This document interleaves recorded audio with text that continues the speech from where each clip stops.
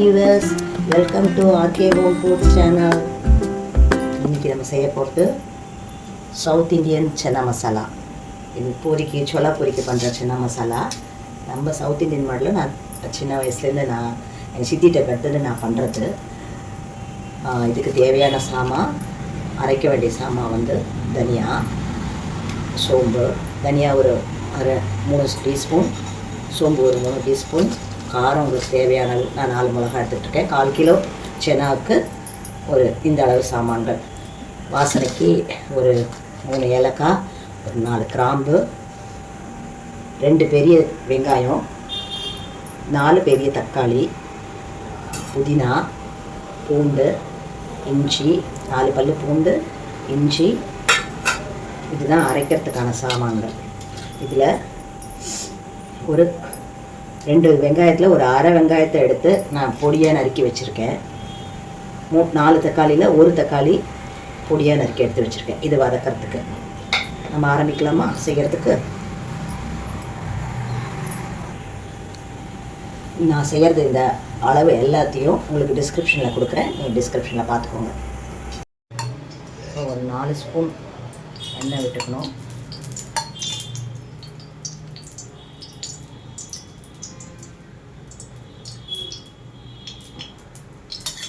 நாலு table spoon எண்ணெய்.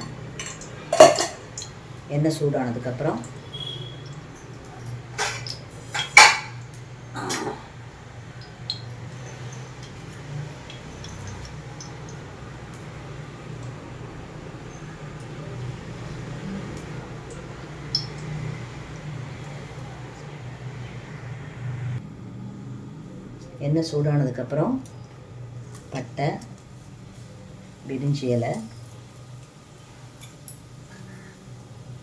2 spoon ஜீரகம்,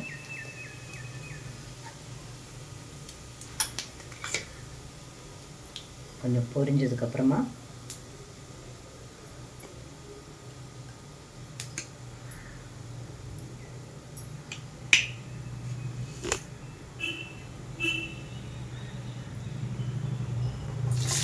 அரை வெங்காயம் நறுக்கி வச்சுருந்தோம் இல்லையா, அதை போடணும்.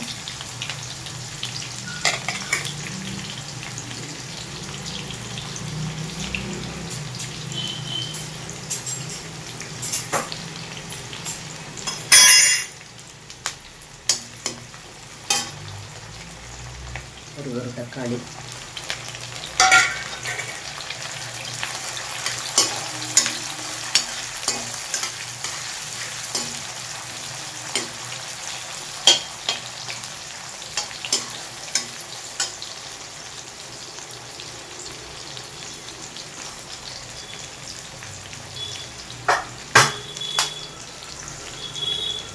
இது கொஞ்சம் வதங்கணும் எண்ணெயில்.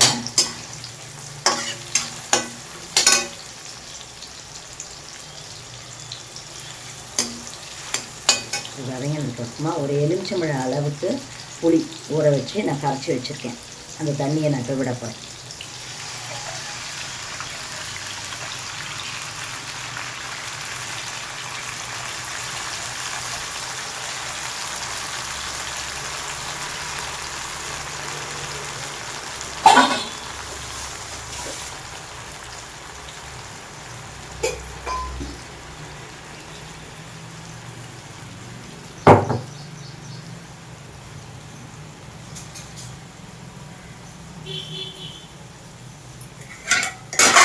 அதுக்கு தேவையான அளவு உப்பு.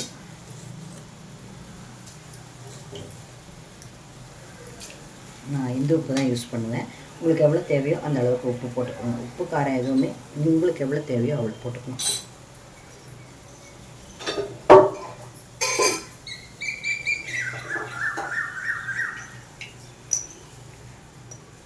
கொஞ்சமாக மஞ்சத்தூள்,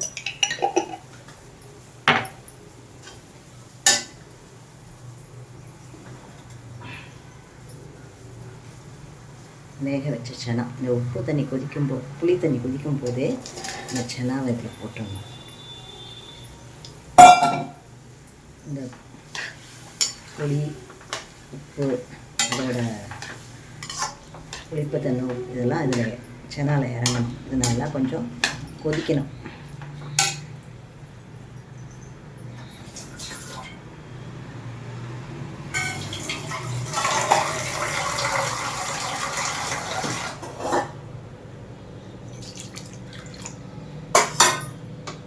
நல்லா இது கொதிக்கட்டும். இது ஒரு 10 நிமிஷம் கொதிக்கட்டும். இந்த புளியோட பச்சை வாசனை எல்லாம் போட்டோம். அதுக்குள்ளேயே நான் என்னெல்லாம் அரைச்சிக்கணுங்கிறத இன்னொரு வாட்டி சொல்கிறேன். 2 பெரிய வெங்காயம், 4 பெரிய தக்காளி, ஒரு பொடி புதினா, 4 பல் பூண்டு, பெரிய பல்ல 4 பல் பூண்டு, ஒரு துண்டு இஞ்சி, 4 காஞ்ச மிளகா. காரம் உங்களுக்கு எவ்வளோ வேணுமோ நீங்கள் போட்டுக்கலாம். 4 காஞ்ச மிளகா, தனியா 3 டீஸ்பூன், சோம்பு ஒரு 3 டீஸ்பூனு, 4 கிராம்பு, ஒரு 3 ஏலக்காய். இதுதான் அரைக்க வேண்டிய சாமான். டிஸ்கிரிப்ஷன்லேயே கொடுக்குறேன் பாருங்கள். இப்போ இது குதிச்சிட்ருக்கு. அதுக்குள்ளேயே நம்ம அரைச்சி வச்சுக்கலாம்.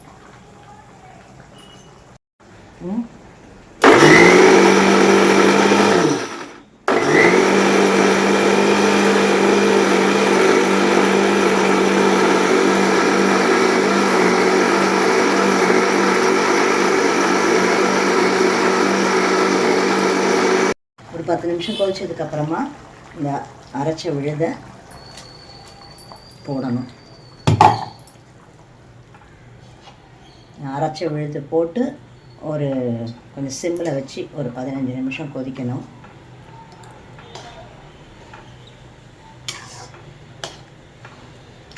தேவைப்பட்டால் அவங்களுக்கு வேணும்னா கொஞ்சம், நான் எப்பயும் ஒரு கரண்டி தேங்காய் பூ சேர்ப்பேன் அரைக்கிறதுக்கு.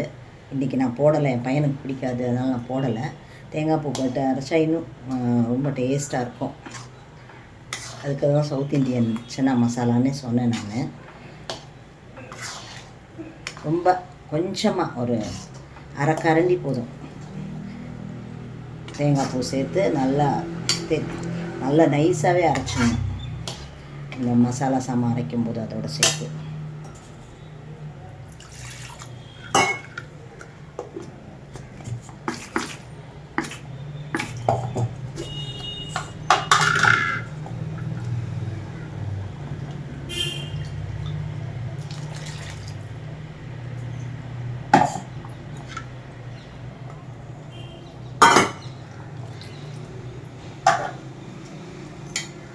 நல்லா ஒரு 10 நிமிஷம் கொதிக்கட்டும். இன்னும் கொஞ்சோண்டு கரம் மசாலா பொடி கொஞ்சம் 1 ஸ்பூன் போட போகிறேன்.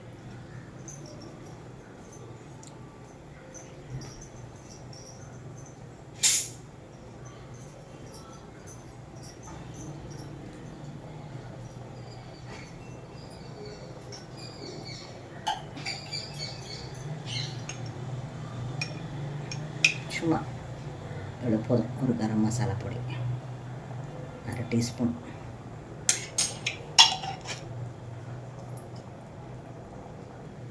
நல்லா கொதிக்கட்டும்.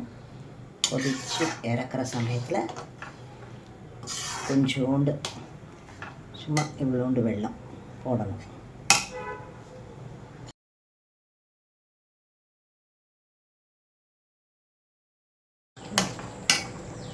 இறக்குற சமயம் இது. இப்போ இறக்குற சமயத்தில் நல்லா ஒரு உருண்டை வெல்லம் வேணும்னா போட்டுக்கலாம். வெல்லம் போடும்போது உங்களுக்கு எல்லா காரம் உப்பு எல்லாம் ஒரு ஈவனாக வரும். கொஞ்சம் போட்டுக்கலாம். உங்களுக்கு ரொம்ப திதிப்பாக தெரியுது, ரொம்ப கொஞ்சமாக போட்டுக்கலாம். நான் கொஞ்சம் நிறையா தான் போடுவேன். எங்களுக்கு கொஞ்சம் ஸ்வீட்டாக தான் பிடிக்கும்.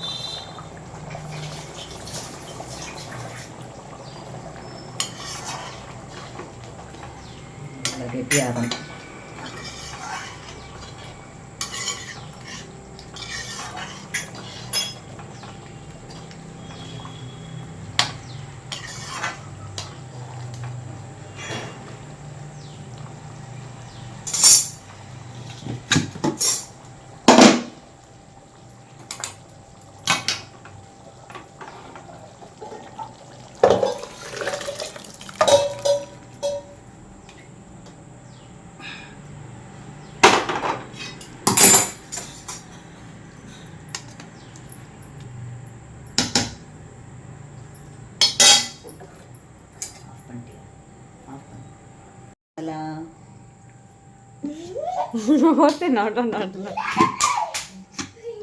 மூடி.